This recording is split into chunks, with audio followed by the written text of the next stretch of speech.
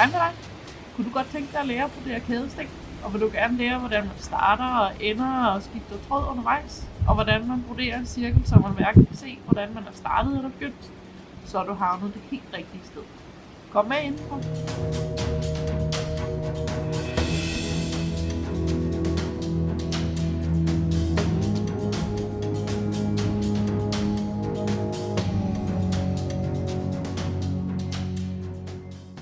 I dag skal vi brodere kædesting. Det er en rigtig god teknik, der kan alle mulige forskellige ting.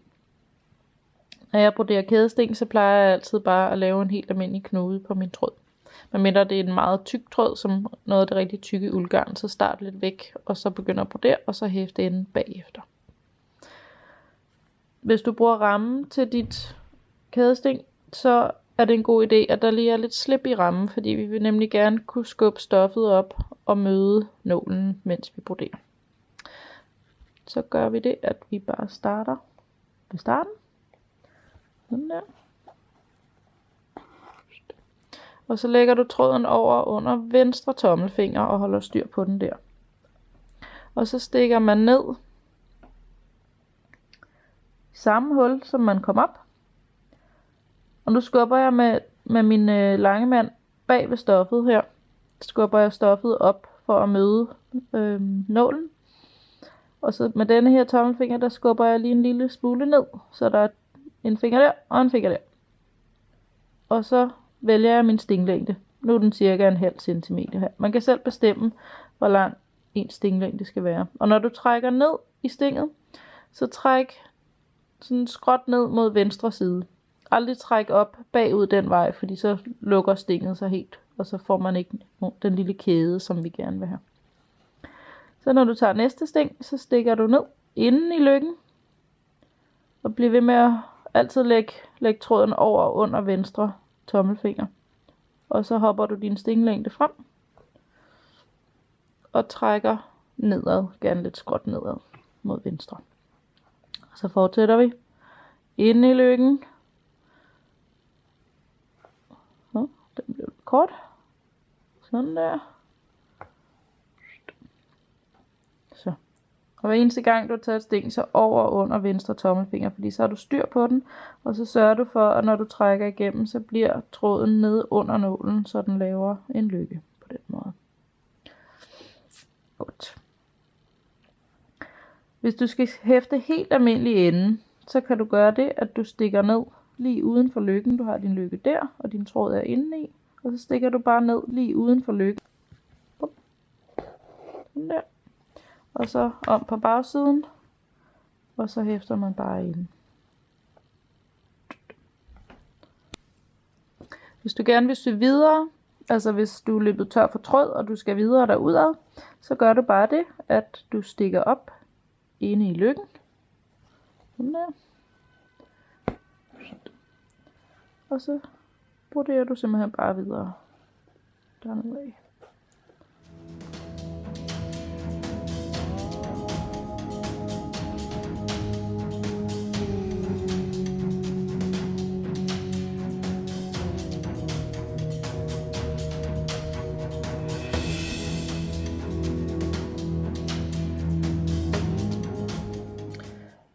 Du bestemmer som sagt helt selv, hvor lang din stinglængde skal være på stenene. Og afhængig af, hvor lang din stinglængde du broderer med, så ser kædestinget meget forskelligt ud. Nu prøver vi at tage nogle virkelig lange sting her. Så bliver det sådan et åbent, lidt mere dråbeformet sting.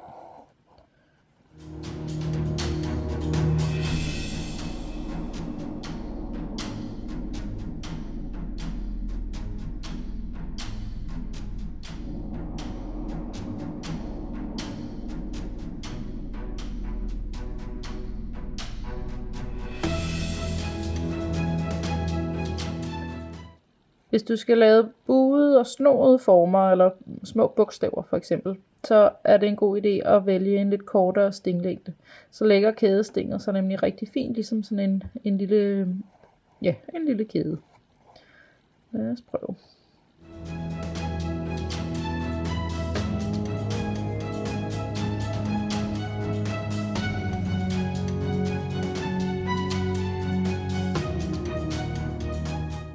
kan også vælge at bruge de helt lange sting, men så får man et sådan lidt mere kantet udtryk, kan man sige. Men hvis det er det, man gerne vil have, så er det selvfølgelig det, man skal gøre.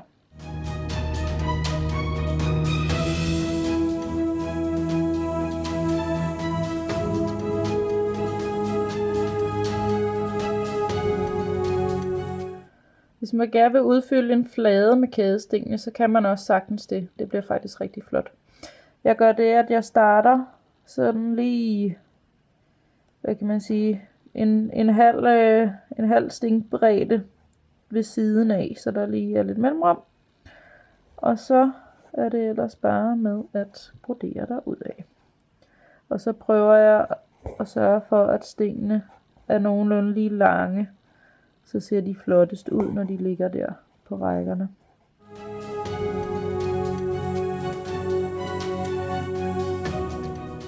Hvis man kommer for tæt på den anden række, så bliver stingene ligesom en lille smule mast, så får de ikke sådan rigtig plads til at fylde, sådan som vi gerne vil have, de skal gøre. Og hvis de kommer for langt fra, så laver de selvfølgelig sådan et mellemrum, som vi ikke er interesseret i. Hvis nu man skal udfylde en form, som bliver smallere, ligesom det dødningehoved, der var i starten af videoen, så gør jeg simpelthen bare det, at jeg med det sidste sting, så trækker jeg ligesom sådan ind mod siden. Her kan I se, så jeg kommer meget tæt på rækken til venstre. Sådan der. Og så laver jeg slutstinget. Det laver jeg, i stedet for bare at stikke ned, lige der hvor lykken ender, så stikker jeg ned. Jeg går lige 2 mm ned, og så sådan lidt ind under stingene i den anden række. Sådan. Hvis du skal lave en cirkel eller et O, så er det bare med at brodere derudad med helt almindelige kædesting. Man skal bare være ret opmærksom på, at når man begynder at brodere rundt, så tænker man, jeg broderer det fint og rundt. Men man skal hele tiden flytte broderiet en lille smule, fordi det er som om, ellers så får det sådan en kant, hvis man holder rammen det samme sted for lang tid ad gangen. Selvom man synes, man vinkler stenene, så har den det med at lave sådan en flad side på din cirkel. Og ellers så er det bare derudad. Når du kun mangler et sting i din kædestingcirkel, så gør du det, at du bruger øjeenden af nålen. Og så du har dit sidste sting der, og du har dit første sting der. Og så med øjeenden, så stikker du ind under begge ben på det første sting. Sådan der. Og så stikker du med nålen, med nålespidsen, stikker du så ned inde i lykken i dit sidste sting. Sådan der. Og så kan man slet ikke se, hvor man hverken startede eller begyndte. Det er så smart. Kædesting kan også broderes enkeltstående. Det er ret godt at bruge til blomsterblade eller kornaks eller negle eller det kan bruges til alt muligt, og de kan varieres ret meget. Du tager et helt almindeligt sting, og så lukker du det simpelthen bare med det samme. Sådan der. Så kan man lave et meget langt sting, der står helt alene.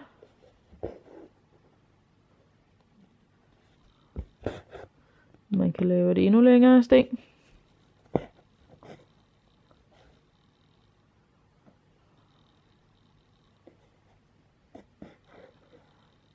Der.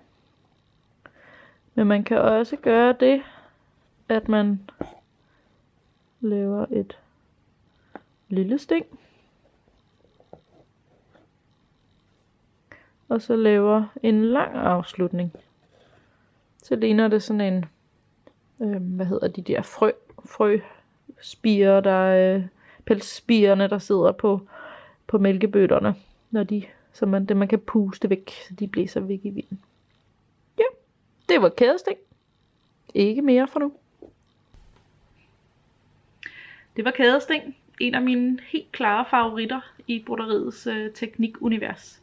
Kædesten kan en masse forskellige ting. Nu er vi kommet lidt omkring nogle af dem, men der kommer flere videoer senere hen med udvidelser til det her univers, som ligger i den lille teknik. Lad mig høre, hvordan det går for jer med teknikken. Hvis I har spørgsmål eller kommentarer, så smid dem hernede i videoen nedenunder.